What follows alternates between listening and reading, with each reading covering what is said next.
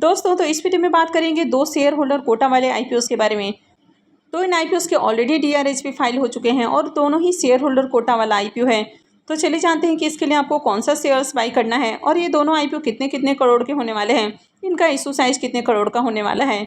तो इससे पहले कि मैं वीडियो को शुरू करूँ, अगर आप इस चैनल पर पहली बार विजिट कर रहे हैं या फिर आपने चैनल अब तक सब्सक्राइब नहीं किया है तो चैनल को सब्सक्राइब कर लें और वीडियो को भी लाइक कर दें। तो सबसे पहले एथर एनर्जी आईपीओ के बारे में बात करें तो ये इलेक्ट्रिक टू व्हीलर कंपनी है और इसने आईपीओ के लिए ऑलरेडी अपना डीआरएसपी फाइल कर दिया है, जिसमें 3100 करोड़ रुपए के फ्रेश इशू होने वाले हैं। तो एथर एनर्जी आईपीओ के लिए 9 सितंबर को ही डीआरएसपी फाइल किया गया है। तो डीआरएसपी के अकॉर्डिंग देखें तो इसमें 3100 करोड़ रुपए के फ्रेश इशू होने वाले हैं और इसमें फ्रेश इशू के अलावा ऑफर फॉर सेल भी होने वाला है। तो यहाँ पर आईपीओ में जो ऑफर फॉर सेल होने वाला है तो इसमें 2.2 crore equity shares offer for sale के जरिए सेल किए जाएंगे, जिसमें इसके प्रमोटर तरुण संजय मेहता और स्वप्निल बबनलाल जैन इनके द्वारा 1 मिलियन शेयर्स ऑफलोड किए जाएंगे। इसके अलावा कंपनी के जो दूसरे इन्वेस्टर्स हैं जैसे कि कैल्डियम इन्वेस्टमेंट, नेशनल इन्वेस्टमेंट और 3 स्टेट वेंचर, तो इनकी ओर से भी शेयर्स को सेल किया जाएगा। अब जो एथर एनर्जी की पेरेंट कंपनी है वो है हीरो मोटोकॉर्प और एथर एनर्जी आईपीओ में शेयर होल्डर पोर्शन होने वाला है। तो जिनके पास भी हीरो मोटोकॉर्प के शेयर्स रहेंगे वे एथर एनर्जी आईपीओ में शेयर होल्डर कोटा में भी अप्लाई कर सकते हैं। तो हीरो मोटोकॉर्प ऑलरेडी मार्केट में लिस्टेड है और ये टू व्हीलर कंपनी है, लेकिन इनकी जो सब्सिडरी कंपनी है एथर एनर्जी ये इलेक्ट्रिक टू व्हीलर्स बनाती है। तो जैसे ही आपने देखा कि अभी जो ओला इलेक्ट्रिक का आईपीओ आया है जो कि इलेक्ट्रिक टू व्हीलर कंपनी है, तो इनकी काफ़ी अच्छी लिस्टिंग देखने को मिली। तो एथर एनर्जी ओला की ही कंपटीटर कंपनी है, तो ये भी मार्केट में लिस्ट होने वाली है। तो ओला की काफ़ी अच्छी मार्केट के अंदर लिस्टिंग देखने को मिली, यानी कि जो भी ईवी वाली कंपनियां आ रही हैं तो मार्केट उनको काफ़ी अच्छा रिस्पांस कर रहा है। तो अब दूसरी भी जो ईवी वाली कंपनियां हैं वे भी मार्केट में लिस्ट होने का प्लान कर रही हैं। तो एथर एनर्जी ने ऑलरेडी अपना डीआरएसपी सबमिट कर दिया है। इसमें फ्रेश इशू के साथ ही ऑफर फॉर सेल भी होने वाला है।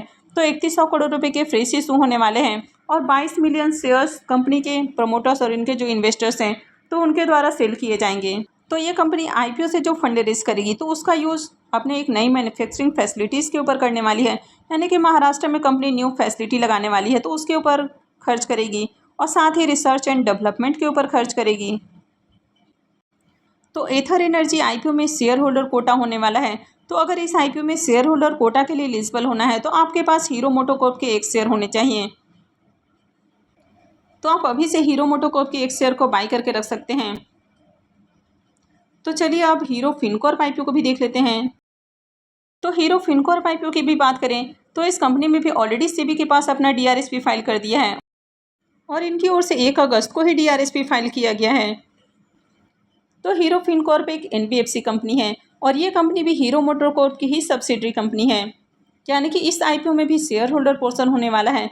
तो इस आईपीओ में भी अगर आपको शेयर होल्डर पोर्शन के लिए एलिजिबल होना है तो आपके पास हीरो मोटोकॉर्प का शेयर होना चाहिए, यानी कि हीरो मोटोकॉर्प के एक शेयर को बाई करके आप दो आईपीओ में शेयर होल्डर पोर्शन में अप्लाई करने के लिए एलिजिबल हो सकते हैं। तो हीरो फिनकॉर्प आईपीओ का जो साइज है वो 3668 करोड़ रुपये का रहने वाला है। हीरो फिनकॉर्प एक एनबीएफसी कंपनी है जो माइक्रो, स्मॉल और मीडियम बिजनेसेस को लोन देते हुए देखने को मिलती है और इसके अलावा और भी काफ़ी डाइवर्सिफाई इनका बिजनेस देखने को मिल जाता है। इसके अलावा और भी कई तरह के फाइनेंशियल प्रोडक्ट कंपनी ऑफर करती है। अब ये जो आईपीओ है 3668 करोड़ रुपए का होने वाला है और कंपनी का जो डीआरएसपी फाइल किया गया है तो उसके अकॉर्डिंग यहाँ पर देखें तो 1568 करोड़ रुपए का ऑफर फॉर सेल रहने वाला है। इसके अलावा 2100 करोड़ रुपए का फ्रेश इशू होने वाला है, यानी कि आईपीओ में फ्रेश इशू के साथ ही ऑफर फॉर सेल भी होने वाला है। तो इस कंपनी के जो इन्वेस्टर हैं AHBF holding, apis growth, link investment और ऑटर लिमिटेड, तो ये अपनी होल्डिंग को कम करने वाले हैं। तो ये ऑफर फॉर सेल के जरिए अपने शेयर्स को ऑफलोड करने वाले हैं और कंपनी फ्रेश इशू के जरिए जो फंड रेज करने वाली है तो उसको फ्यूचर कैपिटल रिक्वायरमेंट्स के रूप में खर्च करेगी, यानी कि कंपनी जो लोन देने का काम करती है तो लोन देने के रूप में उस फंड का इस्तेमाल करने वाली है, यानी कि कैपिटल बेस के रूप में यूज़ करने वाली है। तो अगर ऑलरेडी किसी की पेरेंट कंपनी मार्केट में लिस्टेड है और उनका रेपुटेशन अगर अच्छा है, यानी कि अगर वे कंपनियां अच्छी हैं तो उनकी जो सब्सिडरी आती हैं तो वहाँ पर भी आपको बढ़िया रिस्पांस देखने को मिलता है, यानी कि उसमें बढ़िया सब्सक्रिप्शन देखने को मिलता है और लिस्टिंग भी बढ़िया प्राइस के ऊपर होती है। तो जैसे कि हीरो मोटोकॉर्प की ही बात करें तो हीरो काफ़ी अच्छा ब्रांड है, यानी कि वेल एस्टेब्लिश्ड ब्रांड आपको देखने को मिलता है। इनके पेरेंट और प्रमोटर्स का काफ़ी अच्छा रेपुटेशन मार्केट में देखने को मिलता है। इनका परफॉर्मेंस हिस्ट्री काफ़ी अच्छा रहा है, साथ ही लॉन्ग स्टैंडिंग कॉर्पोरेट लेगेसी देखने को मिल जाता है। तो अगर पेरेंट कंपनी की मार्केट में अच्छा रेपुटेशन है, लोग उस पर ट्रस्ट करते हैं, तो उसका बेनिफिट उसके सब्सिडरी को भी मिलता है। तो जब इसकी subsidiary company hero Fincorp market के अंदर लिस्ट होने के लिए आएगी, तो इनको भी मार्केट से अच्छा रिस्पांस देखने को मिलेगा। यानी कि आईपीओ में बढ़िया सब्सक्रिप्शन देखने को मिल सकता है, लिस्टिंग बढ़िया प्राइस के ऊपर हो सकती है। और इसका एग्जाम्पल आपको बजाज हाउसिंग फाइनेंस में भी देखने को मिला कि बजाज ग्रुप की मार्केट में काफ़ी अच्छी रेपुटेशन है, तो उसका जो बेनिफिट है वो बजाज हाउसिंग फाइनेंस ने काफ़ी अच्छे से उठाया है। हीरो फिनकॉर्प में हीरो मोटोकॉर्प का 41.19% का स्टेक देखने को मिलता है। 1991 में फर्म की स्थापना के बाद से ही कंपनी ने 1469 करोड़ इक्विटी कैपिटल के रूप में खर्च किया और 700 करोड़ कंपनी ने कंपल्सरली कन्वर्टेबल प्रेफरेंसेस शेयर्स के अंदर स्पेंड किया।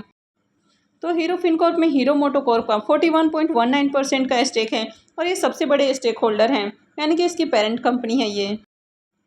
तो अगर इसके मार्केट में लिस्टेड पीयर की बात करें तो इसमें आपको Bajaj finance, Cholamandalam investment, Poonawalla Fincorp और सुंदरम फाइनेंस देखने को मिल जाता है। तो ये सब इसके मार्केट में आपको पीयर कंपटीटर देखने को मिल जाते हैं। अब बजाज फाइनेंस के पी को देखें तो ये 28.77 की पी के ऊपर देखने को मिलता है। वहीं पर चोला इन्वेस्टमेंट का जो पी मल्टीपल है वो 34.36 का है, पूनावाला फिनकॉर्प का 17.37 का और सुंदरम फाइनेंस का 33.88 का पी के ऊपर कंपनी ट्रेड कर रही हैं। तो इस वीडियो में हमने दो अपकमिंग आईपीओ के बारे में देखा, एक है एथर एनर्जी और दूसरा है हीरो फिनकॉर्प। तो ये जो दोनों कंपनियां हैं, जैसे कि एथर एनर्जी है और ये जो हीरो फिनकॉर्प है, ये दोनों ही हीरो मोटोकॉर्प की सब्सिडरी कंपनी है। तो इन दोनों का ही जब आईपीओ आएगा तो दोनों में ही शेयर होल्डर पोर्शन रहने वाला है।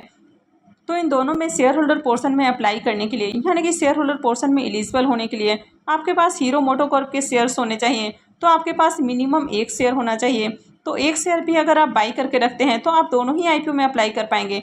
इसके लिए आपको ज़्यादा शेयर्स की नीड नहीं है। तो अगर आपके पास एक भी शेयर है तो आप शेयर होल्डर पोर्शन में आप मैक्सिमम लॉट लगा सकते हैं। जैसे कि आप जनरली देखते हैं कि शेयर होल्डर पोर्शन में आप 2 लाख तक का इन्वेस्टमेंट कर सकते हैं। तो आपके पास एक शेयर हो या फिर 10 शेयर हो, आप शेयर होल्डर पोर्शन में जो 2 लाख तक का इन्वेस्टमेंट है वो 2 लाख तक का इन्वेस्टमेंट कर सकते हैं। हालांकि आगे क्राइटेरिया आते हुए देखने को मिलेगा कि शेयर होल्डर पोर्शन में आप कितना लगा सकते हैं, लेकिन जनरली आप देखते हैं कि आपको 2 लाख तक का ही इन्वेस्टमेंट करना होता है। और शेयर होल्डर के साथ ही आप रिटेल या फिर एचएनआईस में भी अप्लाई कर सकते हैं। यानी कि एक ही आईपीओ में आप एक पैन कार्ड से दो एप्लीकेशंस लगा सकते हैं। यानी कि एक ही डीमेट अकाउंट से आप शेयर होल्डर में भी अप्लाई कर पाएंगे और इसके अलावा आप रिटेल या फिर एचएनआईस में भी अप्लाई कर सकते हैं। तो 2 एप्लीकेशंस लगाने से आपके अलॉटमेंट मिलने की प्रोबेबिलिटी भी हाई हो जाती है। तो इन कंपनियों के ऑलरेडी टीआरएस भी फाइल हो चुके हैं, तो हीरो मोटोकॉर्प के आप शेयर्स को अभी से बाय करके होल्ड कर सकते हैं। तो आई होप कि आपको वीडियो अच्छी लगी होगी। तो अगर आपने वीडियो को अब तक लाइक नहीं किया है तो वीडियो को लाइक कर दें और चैनल को भी सब्सक्राइब करके रखें। और वीडियो को अंत तक देखने के लिए आप सबको बहुत बहुत धन्यवाद।